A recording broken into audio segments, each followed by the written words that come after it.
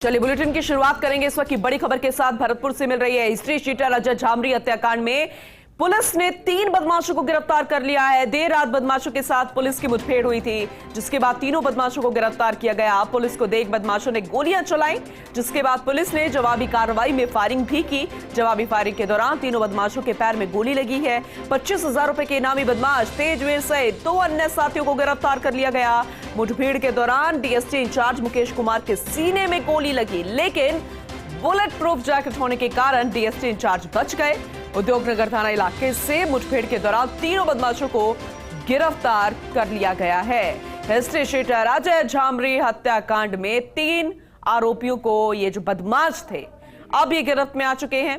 देर रात बदमाशों के साथ पुलिस की मुठभेड़ हुई थी और उसी के तहत इनको गिरफ्तार कर लिया गया है।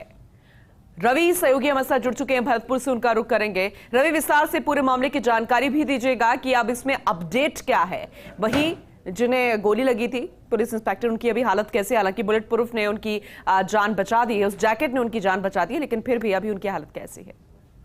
देखिए, कल देर रात को पुलिस को सूचना मिली थी कि जो तीनों बदमाश हैं वो जो है उद्योगनगर थाना इलाके के आसपास उनकी लोकेशन दिखाई थी, जिसमें डीएसटी के जो इंचार्ज है मुकेश कुमार और अटलवन थाना जो इंचार्ज है मनीष शर्मा, वो मौके पर पहुंचे और तीनों ही बदमाशों को मौके पर गिरफ्तार किया। लेकिन उन्होंने पिस्टल चढ़ाने का जो प्रयास किया, जिसके बाद पुलिस ने जवाबी फायरिंग की और फायरिंग में तीनों ही बदमाशों के पैरों में गोली लगी है, जिन्हें भरतपुर के आरबीएम जो अस्पताल है उसके। ठीक है रवि, आप बने रहिएगा हमारे साथ। एसपी मृदुल कछावा जी हमारे साथ खुद जुड़ गए हैं, उनका रुख करेंगे। मृदुल जी, स्वागत है आपका फर्स्ट इंडिया न्यूज में।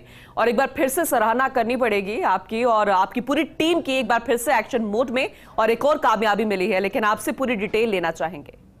जी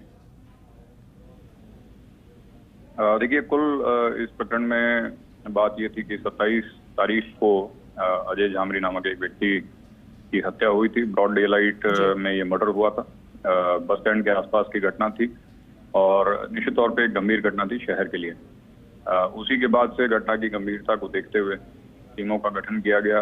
SHO Atalban, CO city, additional SP तथा हमारी डीएसटी टीम, इन सभी ने अथक प्रयास करते हुए और साइबर सेल की मदद से जो है ये सफलता हाथ में हमें लगी। बाद में जब वापस लौट रहे थे इन आरोपियों को लेकर के, तो उस दौरान ये सारा घटनाक्रम हुआ और आपसी मुठभेड़ में जो है 3 जो आरोपी थे उनके पैरों में गोली लगी। जी, तो सर उनको कब तक मतलब अस्पताल में रखा जाएगा, क्योंकि पैरों में गोली लगी है उनके, क्योंकि डिस्चार्ज भी उनको किया जाना है, फिर अपनी कस्टडी में भी लेना है। दूसरी तरफ डीएसटी इंचार्ज जो हैं उनके भी सीने में गोली लगने की बात सामने आई है, लेकिन अच्छी बात ये रही कि बुलेट प्रूफ जैकेट ने उन्हें बचा लिया। जी बिल्कुल, क्योंकि हमारी ट्रेनिंग का हिस्सा है कि कहीं भी किसी भी प्रकार का ऑपरेशन हो, फील्ड में अपनी सुरक्षा सबसे महत्वपूर्ण है। तो जो भी टेक्निकल गियर्स हैं उनका उपयोग पुलिस द्वारा किया जाता है और वो कहीं ना कहीं जो है वो उसमें हमारी मदद भी करते हैं।